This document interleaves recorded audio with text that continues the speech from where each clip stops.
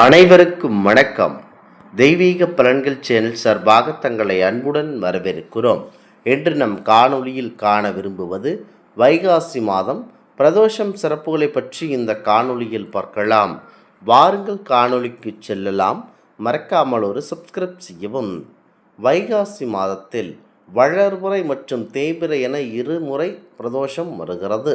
சிவபெருமானுக்குரிய இந்த புனித நன்னாளில் மாலை 4:30 மணியிலிருந்து மாலை 6 மணி வரையிலான இந்த பிரதோஷ நேரம் வழிபாட்டிற்கு சிறந்தது. இந்நாட்களில் விரதம் இருந்து நம்முடைய சிவபெருமானை வழிபட்டால் சகல சம்பத்துகளும் கிடைக்கும் என்பது ஐதீகமாகும். பிரதோஷ காலத்தில் செம்பெருமானான சிவபெருமானுடைய ஆலயத்திற்கு சென்று நந்திதேவருக்கும் பரம்பொருள் சிவபெருமானுக்கும் நடக்கும் அபிஷேகத்தை தரிசிப்பது பெரும் புண்ணியமாகும். சிவனுக்குரிய வில்வ இலைகளால் அர்ச்சனை செய்து வழிபடுவது சிறந்தது. நந்தியின் கொம்புகளுக்கிடையே நம்முடைய வரம்பொருள் சிவபெருமானை தரிசிப்பதும் நந்திதேவருக்கு அருகம்புல் மற்றும் பழங்கள் படைத்து வழிபடுவதும் மிக சிறந்த விசேஷமாகும். இந்த விரதத்தை மேற்கொள்ளுவதன் மூலம் முன்ஜென்ம பாவங்கள் நீங்குவதுடன் முக்கியமாக திருமண தடைகள் அகலும் மற்றும் குடும்பத்தில் அமைதி நிலவும் அதிகப்படியான வாய்ப்புகள் இருக்கின்றன. பிரதோஷ விரதத்தின் மகிமைகள் மற்றும் சிவபெருமான் வழிபாட்டு முறைகள் பற்றி கூறுதல் அனைத்தும் எடுத்து கொண்டு நீங்களும் பிறரிடம் உபதேசமும் செய்யலாம். முக்கியமாக பிரதோஷ காலத்தில் சிவபெருமானை வழிபட்டீர்கள் என்றால் அனைத்து விதமான நன்மைகளும் நமக்கு கிடைக்கும்.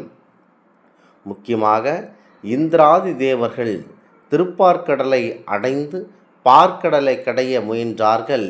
மந்திரகிரியை மத்தாகவும் சந்திரனை தரியாகவும் வாசுகி என்ற நாகராஜனை தாம்பு கயிறாகவும் வைத்தார்கள்.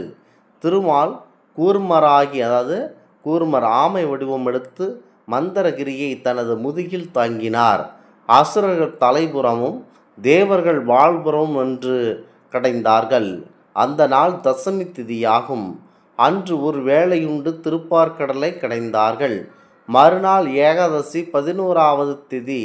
பார்க்கடலை கடைந்தபோது வாசுகி பாம்பானது வழி தாங்க முடியாமல் பதைவதைத்து நஞ்சை கடலில் இருந்து நஞ்சு தோன்றியது.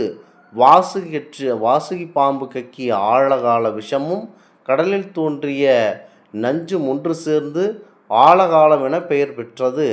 இந்த ஆழகாலம் மிக மிக பயங்கரமாக வெப்பமுடன் உலகத்துக்கே முடிவு செய்வது போல் வெண்ணவரை விரட்டியது. வளமாகவும் இடமாகவும் மறித்து துரத்தியது. திசைதோறும் தேவர்கள் நடுங்கி ஒடுங்கி ஓடினார்கள். வெண்ணிறமாக இருந்த விஷ்ணுமூர்த்தி விஷ வேகத்தால் நீல நிறமானார். முதலாவதாக விஷ்ணு பெருமானைத்தான் அந்த ஆழகால விஷம் தாக்கியது.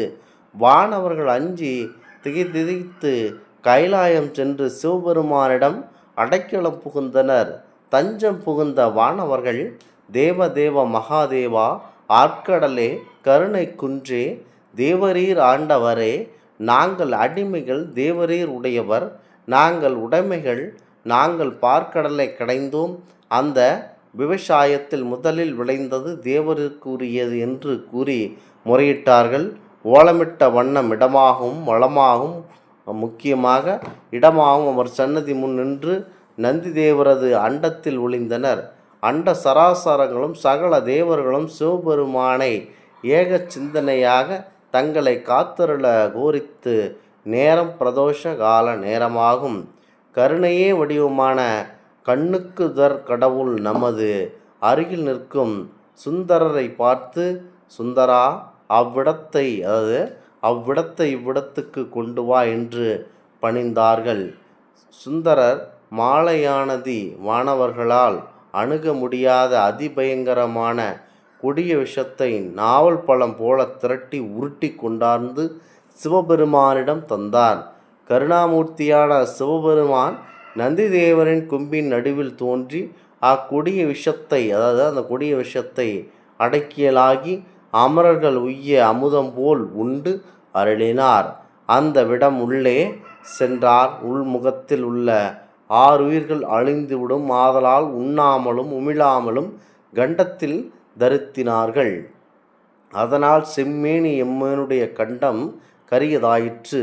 அதனால் மணிகண்டர் என்றும் பெயர் பெற்றார். இது கார்த்திகை மாத சனி பிரதோஷ காலமாகும். முக்கியமாக இக்கதை கடம்பவன புராணமெனும் மதுரை ஸ்தல புராணத்தில் உள்ளதாகும். சிவபெருமானுடைய கருணைக்கு உதாரணம் இது ஒன்று போதாதா என்று நாளம் வா என்று ஒரு பாடலை ஆதிசங்கரர் சிவனந்தகரிலே பாடியுள்ளார். இவ்வாறு எம்பெருமான் நஞ்சுண்டருளிய கருணை திறந்த நால்வர்களும் மாற்றத்தை ஆண்டோர்களுக்கு புகழ்ந்து கூறியிருக்கிறார்கள். இறைவன் ஆழகால விஷத்தை உண்ணவில்லையானால் பிரம்ம விஷ்ணு இந்திராதி தேவர்கள் அன்றே மாண்டிருப்பார்கள். எல்லோருடைய கண்டத்தையும் எந்தையின் பிரான் கண்ட தீர்த்து மாலங்கே வேந்தனுயர் வாழ்வெங்கே இந்திரன் செங்கோலெங்கே வானோர் குடியெங்கே கோலஞ்சை ஆண்டவர்களெங்கே எந்தை பிரான் கண்டமங்கே நேரமுற்காளார் என்கிறார் வடலூர் வள்ளலார். முக்கியமாக பரவி வானவர் தானவர் பலரும் கலங்கிட வந்தவிடம் வெருள உண்டு அருள கந்த அருள் கொள் என கூறுகிறார். இந்த இடத்தில் இந்த பாடல் என்ன கூறுகிறது என்றால், எதைத்தான் நாம் எங்கிருப்பு நாம் இருந்த ஒரு பொருளிலும் இருந்த சிவபெருமான் நமக்கு அனைத்து விதமான நன்மைகளையும் அந்த விஷத்தை உண்டால் இத்தனை நடந்திருக்குமா, இவர்களெல்லாம் இருந்திருப்பார்களா, தேவர்கள் இருந்திருப்பார்களா, அசுரர்கள் இருந்திருப்பார்களா, மனிதர் இருந்திருப்பார்களா என்று கூறுகிறார். மறுநாள் திரியோதசி 13ஆம் நாள் தேவர்கள் சிவபெருமானை முன்னாலே வணங்காது பொழுதுபோக்கியாக தங்கள் குற்றத்தை உணர்ந்து சிவபெருமானிடம் பணிந்தார்கள். முக்கியமாக மீண்டும் சென்று பார்க்கடலை கடைங்கள் என கூறுகிறார். அப்போது சிவபெருமான் தேவர்களை நோக்கி மீண்டும் சென்று திருப்பார்கடலை கடையுமாறு பணிந்தார். அமரர்களும் அசுரர்களும் மீண்டும் கடலடியில் சென்று நின்று முன்பை போலவே கடலை கடைய தொடங்கினார்கள். பார்க்கடலிலிருந்து லக்ஷ்மி தேவி, ஐராவதம், காமதேனு, கர்ப்பதரு, சிந்தாமணி, கொலஸ்துபமணி, சூடாமணி, உச்சர்வம் முதலியன ஒவ்வொன்றாக தோன்றின. லக்ஷ்மியை அந்த இடத்தில் திருமால் ஏற்றுக்கொண்டார். ஏனைய பொருட்கள் இந்திராதி தேவர்கள் அடைந்தார்கள். ஏகாதசி அன்று இரவு முழுவதும் உறக்கமின்றி பார்க்கடலை கடைந்தார்கள். மறுநாள் துவாதசி என்று அதிகாலையில் அமிர்தம் தோன்றியது. அதனை தேவர்கள் பகிர்ந்து உண்டார்கள். அமிர்தம் உண்ட அவர் அந்த மகிழ்ச்சியினால் துவாதசி என்று ஆடியும் பாடியும் பொழுதை போக்கினார்கள். மறுநாள் திரியோதசி 13ஆம் நாள் தேவர்கள் சிவபெருமானை முன்னாலே வணங்காது பொழுதுபோக்கிய தங்கள் குற்றத்தை உணர்ந்து சிவபெருமானிடம் பணிந்து தங்கள் குற்றத்தை மன்னித்தவாறு வேண்டினர். பரம கருணாநிதியாகிய சிவபெருமான் மகிழ்ந்து தேவர்களுக்கு அருள் புரிய திருவுளம் கையிலையில் அன்று மாலை 4:30 மணியிலிருந்து 6 மணி வரை பிரதோஷ வேளையில் சிவபெருமான் தம் கையில் டமருகமேந்தி சூலத்தை சுழற்றி நந்திதேவரின் இரு கொம்புகளுக்கு இடையே ஒரு யாமம் நடனமாடினார். தரும தேவதையே நந்தியாக உள்ளார். கலைமகள் வீணை வாசிக்க, திருமகள் பாட, இந்திரன் புல்லாங்குழல் ஊத, பிரம்மன் தாளமிட, திருமால் மிருதங்கம் வாசிக்க சிவபெருமான் தாண்டவம் ஆடினார். ஆழகால நஞ்சை ஆழகால சுந்தரர் கையில் எடுத்து வந்து பிரதோஷ வேளையில் நந்திதேவன் கொம்புகளுக்கு வெளியாக ஈசனிடம் கொடுத்தார். அவர் அதை வாங்கி உண்டு நடனமாடினார்.